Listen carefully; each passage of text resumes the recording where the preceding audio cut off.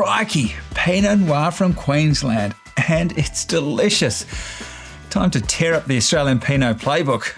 We recently held a blind tasting of red wines made with amphoras, part of our deep dive series at younggunofwine.com.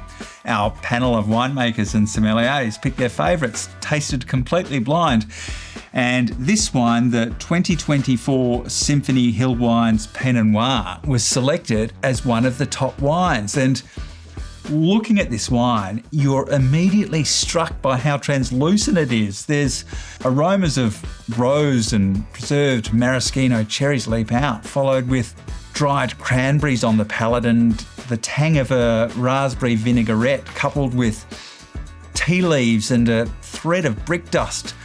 The weight of this wine is so uniquely light. The tannins are so fine, they just glide across the palate. It's got this lovely light energy, and that comes from 12 months maturing in amphora, pure terracotta vessels that allow the wine to breathe gently without adding oak flavour or tannin. It'll probably shock you to know there's nearly a century of grape growing in Queensland's Granite belt, and Symphony Hill sits at 1,000 metres, which would make it one of the most elevated vineyards in Australia. And at that altitude, summer temperatures rarely exceed the mid-30s, which is good for the fickle Pinot grape, which needs relatively cool conditions to make quality wine.